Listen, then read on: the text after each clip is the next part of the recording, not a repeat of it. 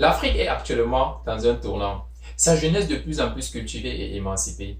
S'intéressant de plus en plus à ce qui se passe dans le monde. L'évolution de la technologie, de la science en général. Cet intérêt est vraiment apprécié et à encourager. Cependant, cet intérêt est encore timide sur le plan pratique. Comme on a souvent l'habitude de le dire, tout le monde veut aller au paradis, mais personne ne veut mourir. On veut tous voir des gratte-ciel en Afrique, des merveilleux sites touristiques. On veut tous avoir un pays attractif où les gens aimeraient venir dépenser leur argent. On le veut tous, mais personne ne se sent réellement concerné par la réalisation de tout cela. Dans cette vidéo, nous parlerons des différentes raisons qui empêchent réellement la majorité des Africains de passer à l'action quand il s'agit du développement de leur nation, voire même de leur continent. Et bien évidemment, apporter les différentes solutions afin de résoudre ce problème qui maintient l'Afrique au bas de l'échelle parmi tous les continents.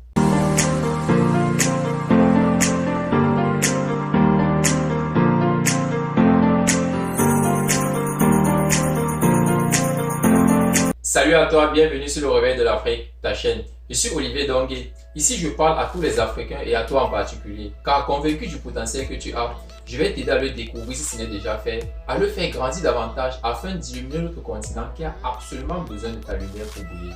Pour ce faire, je vais te demander deux choses. La première, c'est de t'abonner à la chaîne, d'activer la cloche de notification pour recevoir en priorité nos futures vidéos. Et la seconde, d'aller dans la barre de description, télécharger gratuitement notre petit livret intitulé les 7 raisons de croire au réveil de l'Afrique. C'est un petit livret qui se lit rapidement afin de te donner une idée de notre motivation. La grande majorité des Africains grandissent avec une seule chose en tête: travailler dur à l'école, avoir des diplômes et trouver un travail. L'idéal serait directement la fonction publique qui est une sécurité absolue. Ensuite, se fonder une famille. Ceci est le schéma classique de la vie occidentale que nous avons hérité. Le problème avec ce schéma est qu'il n'est ni spécifique ni explicite, voire même limité. Un tel schéma nous renvoie directement dans une société où le fonctionnaire, le politique et même le gouvernement est considéré comme tout puissant, donc pris sur l'entrepreneur. L'une des choses qui empêche réellement la majorité des Africains de passer à l'action est tout d'abord le gouvernement. Je suis conscient qu'une société ne peut vivre sans règles ni autorité, mais nos gouvernements ont souvent des réactions qui prêtent souvent à confusion. C'est vrai, il y a des lois à respecter et à faire respecter. Déjà à propos de ces lois, je rappelle, je ne parle pas ici d'un pays en particulier, mais de la majorité des pays africains, car j'ai fait des recherches et je me suis renseigné. Comment une loi peut-elle empêcher un citoyen d'un pays à participer à la construction de son pays? Sincèrement, je la trouve absurde. Et je pense que ces lois ont été faites pour des intérêts individuels et non collectifs. Nos gouvernements, pour la plupart, durant toute la durée de leur mandat, sont plus focalisés à comment se maintenir au pouvoir qu'à comment faire avancer le pays. Ce sentiment fait en sorte que lorsqu'un citoyen veut arranger la route qui mène vers chez lui, pour ne prendre que cet exemple-là, il est directement vu comme un opposant, donc une menace. Ceci n'est pas une chaîne politique, mais je vais juste vous dire quelque chose. Avant, je ne m'intéressais pas à la gestion politique parce que j'avais tellement mal de voir certaines choses et je ne comprenais pas comment des personnes qui sont si gentilles, si doux, serviables et d'une humilité remarquable lorsqu'ils sont en campagne puissent travailler de la sorte. Je dois aussi avouer qu'il y a des personnes parmi elles qui se battent tant bien que mal à faire correctement leur travail, même s'il y a encore beaucoup de choses à améliorer, ce qui est normal car personne n'est parfait. Leur suprématie fait en sorte que le peu de personnes qui entreprennent sont pris d'assaut avec des taxes de tout type et de toutes sortes qui poussent beaucoup à abandonner et se ranger dans ce système qui est le salariat. La majorité par contre ne se sentent même pas concernés par cela. Ils attendent que l'État le fasse puisque l'État se dit tout puissant. L'autre chose qui rend l'Africain inactif est l'attente des Occidentaux pour venir nous aider à développer nos pays. C'est vrai qu'ils en sont pour beaucoup de cette pensée-là que nous avons. Pourquoi? Parce qu'au moment d'incidents dans nos pays, ils annoncent qu'une aide de tel montant a été débloquée pour venir résoudre ce problème. Nous sommes tous conscients que cela est nullement gratuit, ni une extrême charité comme ils essaient de nous le faire croire. Ils en sont arrivés jusqu'à débloquer des sommes pour anticiper des catastrophes dans nos pays. Avec cette façon, ils nous étouffent de pouvoir chercher des solutions à nos problèmes. De façon invisible, par ces actions, ils envoient directement à notre subconscient qu'on est capable de rien faire sans leur intervention, sans leur aide, sans leur souci, qu'on aura toujours besoin d'eux. Imaginez un enfant à qui vous donnez tout. Lorsqu'il a un petit problème, vous êtes là pour résoudre à sa place. Lorsqu'il a même des problèmes plus grands, vous êtes toujours là. Et vous arrivez même au point où vous anticipez les problèmes qu'il pourrait en avoir. Pensez-vous que c'est un tel enfant va produire quel résultat?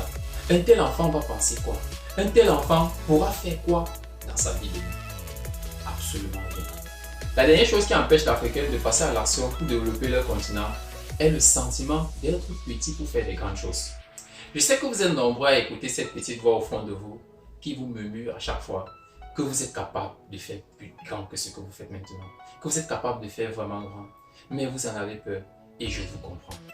Comme solution à cela, je vous demanderai d'écouter cet extrait d'un texte magnifique écrit par Marianne Williamson et prononcé par Nelson Mandela lors de son discours d'investiture présidentielle en 1994. Notre peur la plus profonde n'est pas que nous ne soyons pas à la hauteur. Notre peur la plus profonde est que nous sommes puissants au-delà de toute limite. C'est notre propre lumière et non notre obscurité qui nous effraie le plus. En appliquant cet extrait, on avancera mieux. Pour ce qui est des autres obstacles tels que le gouvernement et les occidentaux, oublie-les complètement. Fais comme s'il n'y avait que toi et ce dont tu veux réaliser. Alors fonce. Je sais aussi qu'il y a beaucoup de personnes qui attendent des moments parfaits, des moments propices pour se lancer. Rassurez-vous, ces moments n'arriveront jamais, car ça te pousse uniquement à procrastiner et continuer de procrastiner. Et c'est vrai, on attend généralement le bon moment pour se lancer. On attend généralement le moment propice. On attend généralement que les conditions soient favorables autour de nous avant de se lancer. Moi, j'aimerais te dire quelque chose. Quand il y a la volonté, il y a toujours un chemin. Alors fonce, n'aie pas peur. Si tu as quelque chose à réaliser, tu peux le faire. Vas-y. Mieux vaut tenter au risque d'échouer. Il y a des métros aux États-Unis qui ont pris plus de 45 ans pour être opérationnels. C'est ce qu'on appelle avoir la vision. La majorité des grandes villes en Amérique et voire même en Europe ont été planifiées des centaines d'années à l'avance. Laisse-toi briller. Laisse sortir en toi cette version qui est magnifique, fantastique. Pense à toi, à ta famille, à ton pays, à ton continent. Comporte-toi tel un diamant, cette pierre précieuse et unique que Dieu a donnée à l'Afrique pour l'aider à se réveiller. Merci de m'avoir écouté. Merci de me laisser dans les commentaires ce que tu en penses. Si tu as aimé, n'oublie pas de mettre un pouce. Le réveil de l'Afrique est une mission commune. Ensemble, on va plus loin. Ne l'oublie jamais. Partage cette vidéo à tous les frères africains que tu connais afin que ce réveil soit accéléré. Car nous sommes tous acteurs de ce réveil. C'était Olivier Dongué pour vous servir.